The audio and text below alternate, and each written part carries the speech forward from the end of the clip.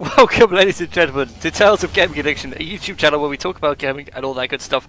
Now I'm recording, and it's another mini LCS match with myself and Chatters. Welcome, Hello. Chatters, once again. And we're now doing match 2 between LeeSyndrome and Ryderrin, which was a back-to-back in recording, in uploading, possibly not. Depends how the universe wants to scale it. So all really is the same in terms of players, it's just champions have changed.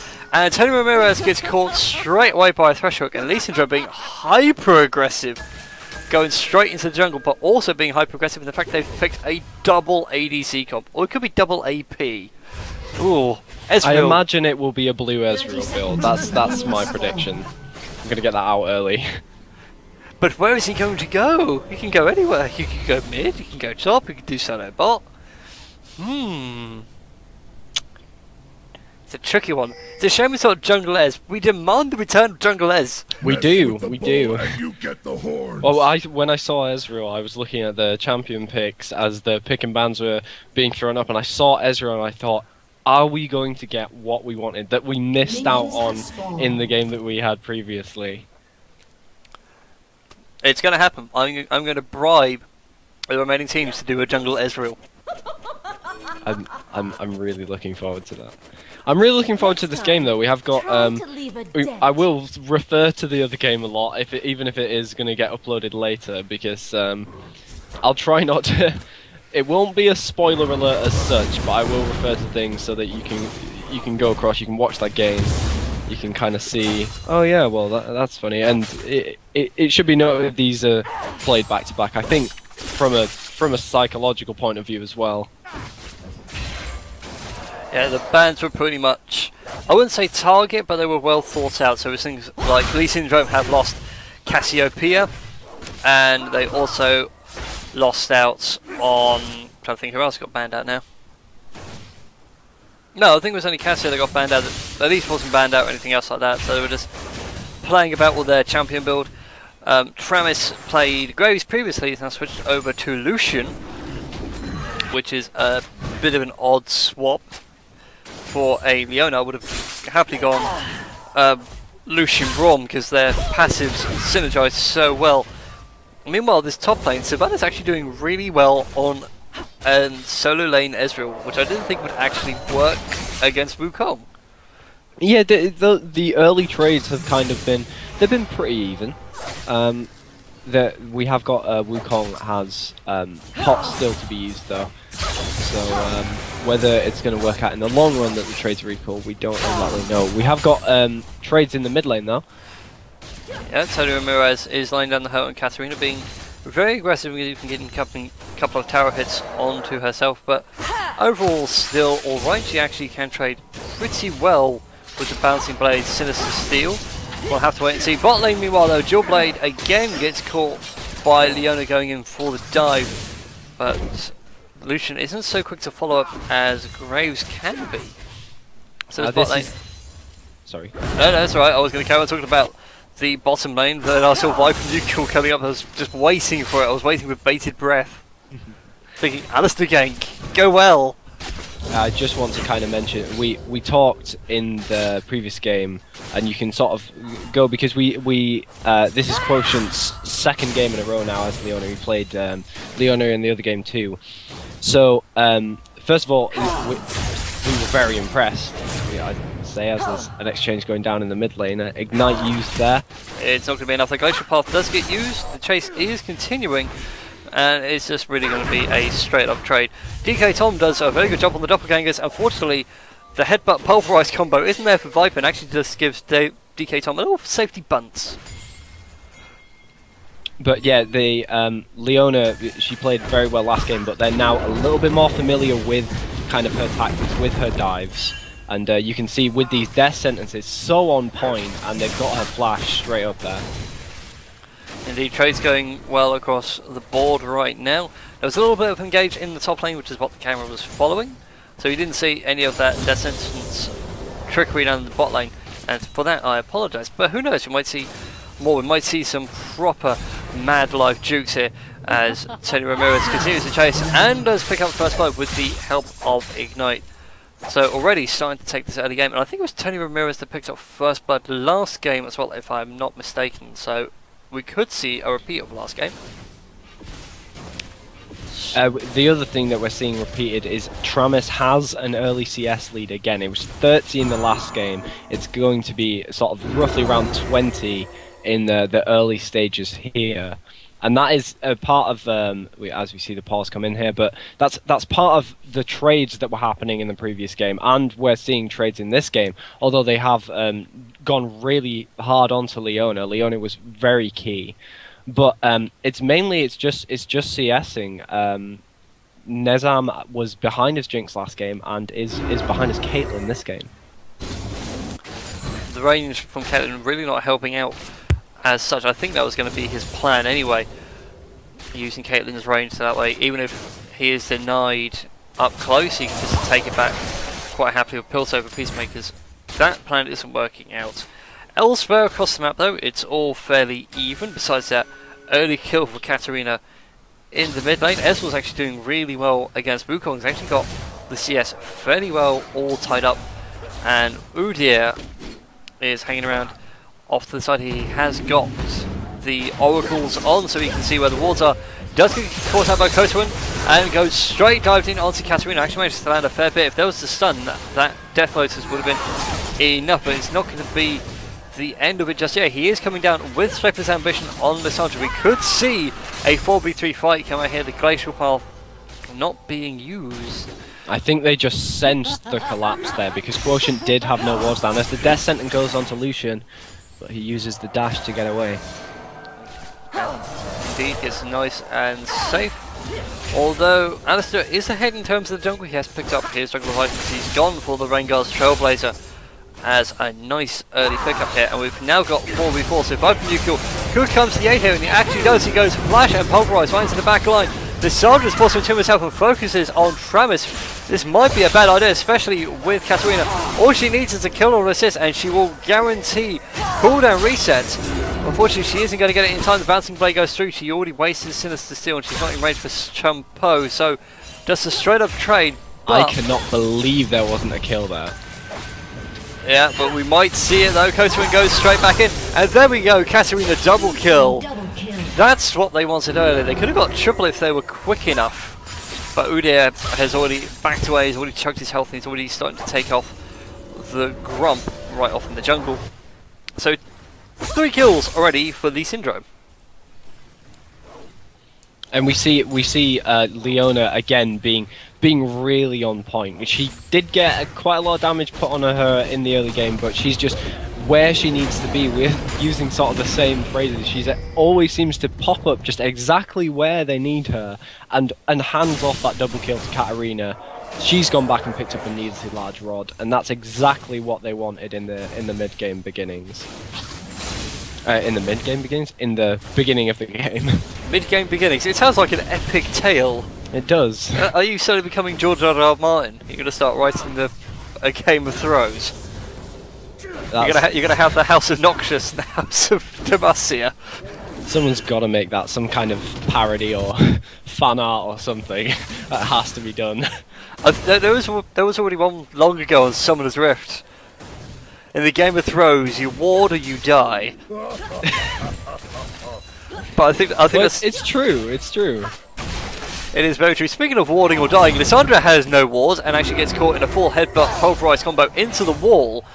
But Tony Ramirez is a little bit slow in the uptake and doesn't come in, so it just forces LeeSyndra away for a little while, and now Ryderrin knows exactly where Alistar is. He's somewhere around in the mid lane, rotating around, so bottom lane is safe for the time being. So Udyr is feeling brave. He could go in full dive mode. Katarina, speaking of full dive mode, goes straight on top of LeeSyndra. He's actually waiting for the Glacial Shroud to wear off and doesn't quite get the kill. Brings it down to about 20 HP. So close yet again. Katarina's really starting to pick up the pace though. A couple more AP items and that'll be a definite kill on the next dive. The main thing that makes Tony Ramirez so threatening is confidence, especially on a champion like Katarina. She's not afraid to dive around tower. She's not afraid just to stick that ignite on and just dance around with her ult, as we see the engage in the bottom lane. Yeah, speaking of dives, it is going to be Travis picking up his first kill. He actually avenges Senna So Lucian is going to be a very happy bunny, though Nezam is going to be forced to hold this tower versus Lucian Leona. And now Tony Ramirez on that Katarina.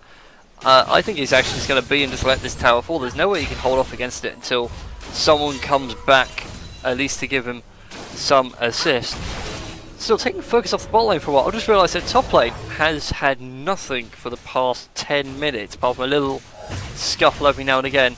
And actually, Ezreal's doing really well. He's really is controlling the lanes, that's the main thing. And he's getting the harass in, the harass is becoming more dangerous. We see damage going on the tower as Wukong goes to recall. And he's controlling the lane. He might not be getting kills or assists, but he's got a tiny lead, and especially with the recall from Wukong, he's going to increase that lead. And Tony Ramirez is actually standing off from mid-tower for a second. Oh, there he goes. Yeah, it was obviously just communicating with his team really briefly. Although Shepherd's ambition gets taken out once again. Viper Nuclear picks up the kill though, as she tries to use the glacial path to try and get out of the way. Travis though, in this bot lane, going very low. Dual Blade landing those hooks really nicely and getting those auto attacks in. Manages to hook and Koto in, which is not what you really want. Travis now picks up another kill. And Udyr is hanging off to the side. He's actually taking down the Scuttle Crab, but Tony Ramirez is hanging off the side. Does pick it up for LeeSyndrome, so now they have ward coverage of Dragon. The aggression still carries on the bot lane. It's going to be Kotuin picking that one up. Kramis though gets caught by the stun. Smart move though, backs off to the side, allows everybody else to collapse around.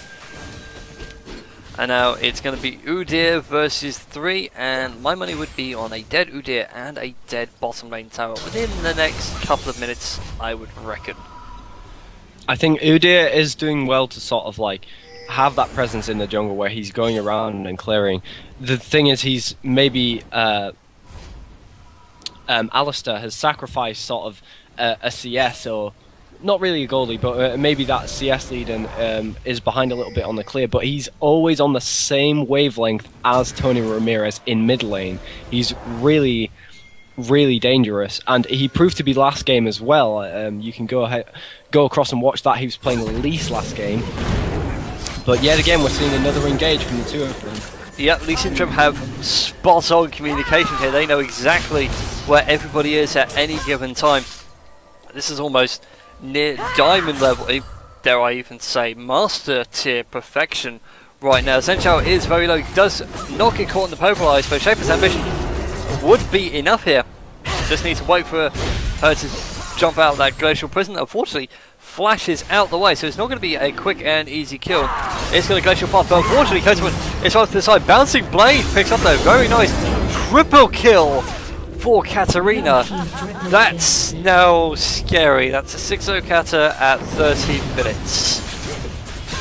And it's all from this jungle and mid lane play. I mean, obviously, when you look at synergy on the map, you've got kind of the top laner wants to have good synergy with the jungler, as we see Ezreal getting engaged on by Wukong there. I don't think it's going to be enough there. Savannah is holding off for as long as he can. Just one more attack is going to be enough. Picks up the kill.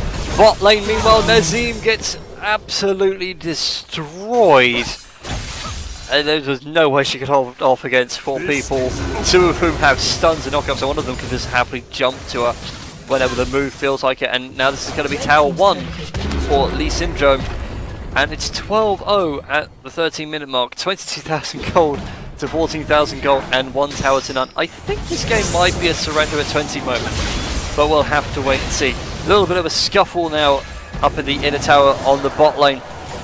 Kotuin goes very low, but also dishes out the damage onto Udyr, who's only around about half health, including the shield given by the tower, which now just disappears with the tower taking so much damage.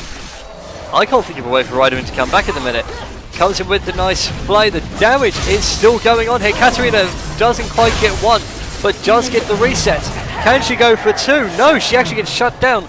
She does take up Katarina in the meanwhile. Viper Nuclear, very smart play, actually headbutts Lissandra right into the tower and forces her back. And now this is going to be a straight 2-tower takedown in the bottom lane. LeeSyndrome are dominating. I think the thing I'm talk about vision a lot.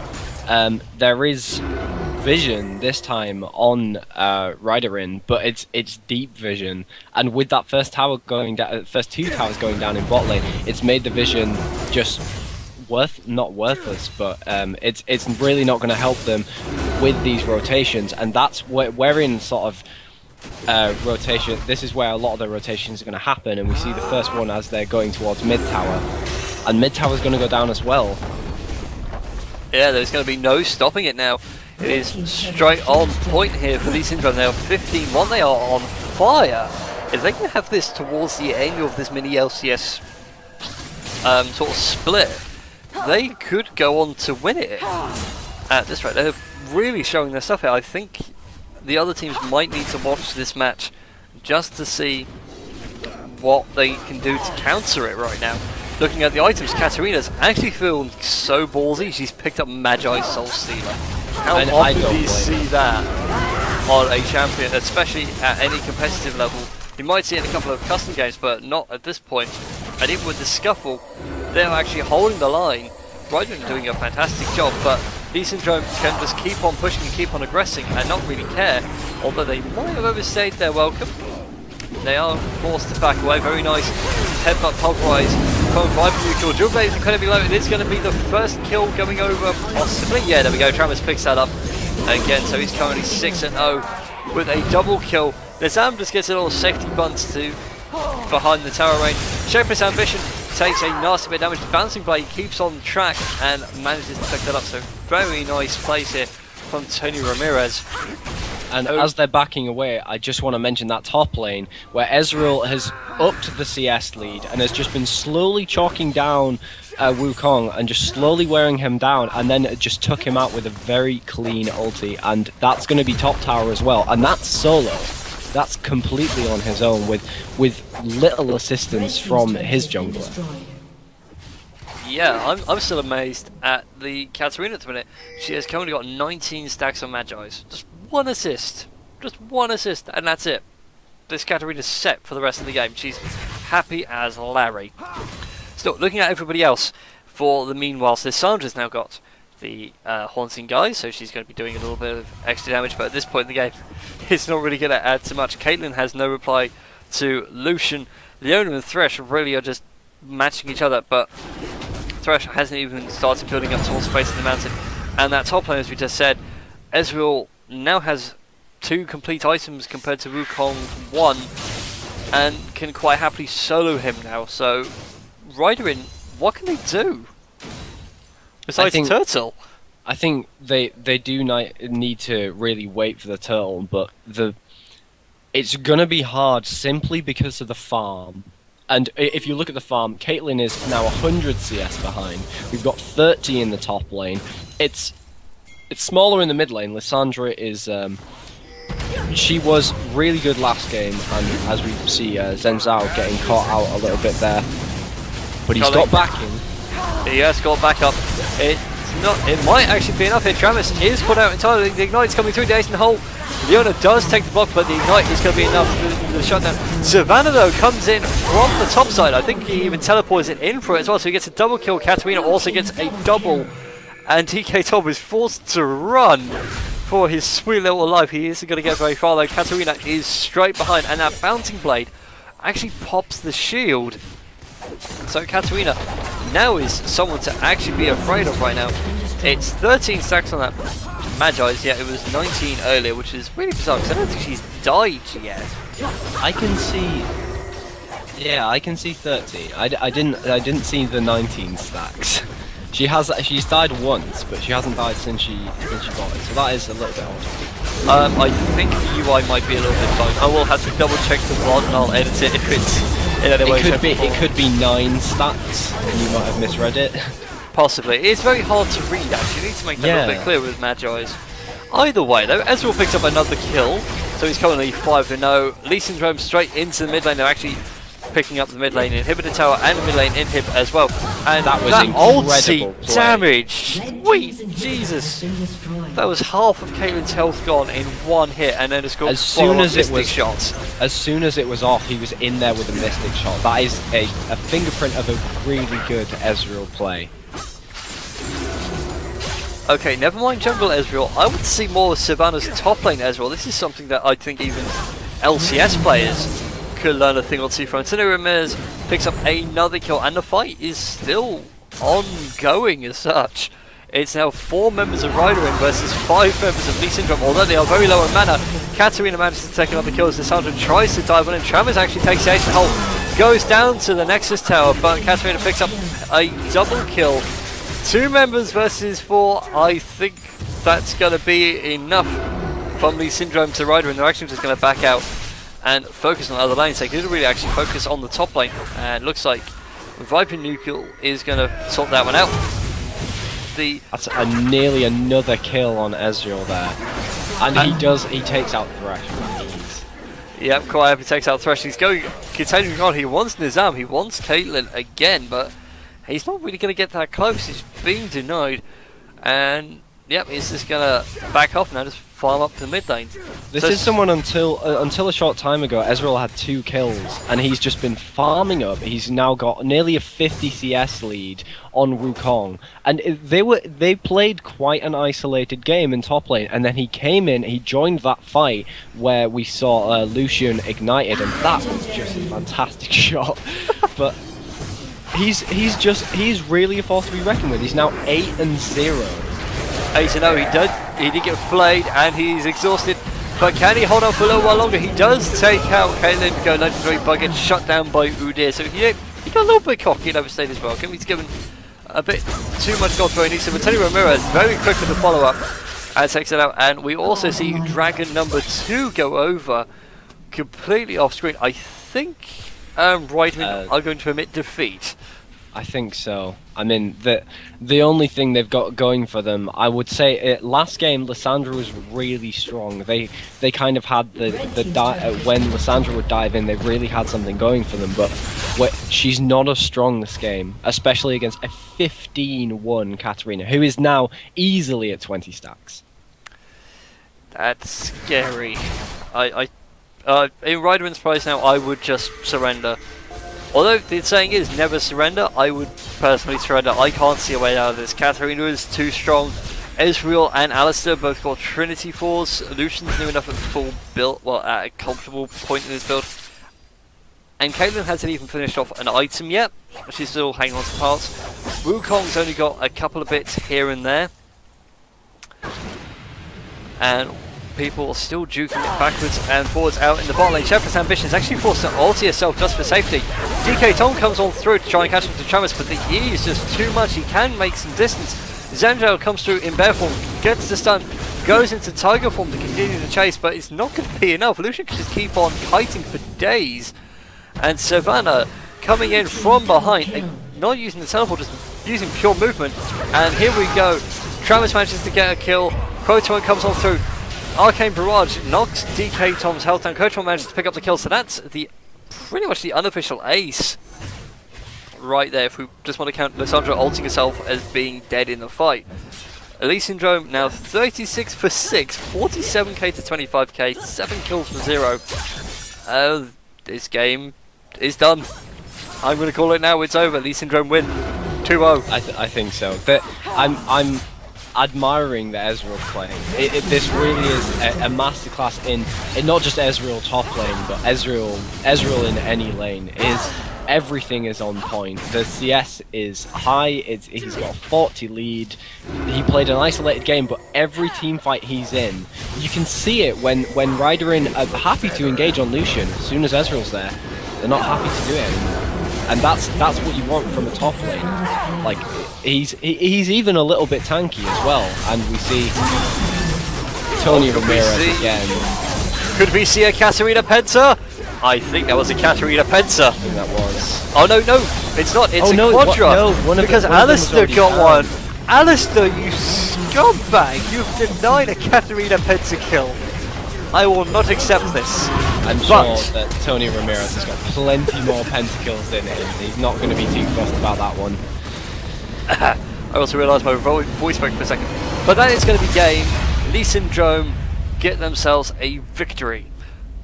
So thank you for watching, ladies and gentlemen. Remember to like, favourite, subscribe and all that YouTube jazz. And we'll see you for the next match.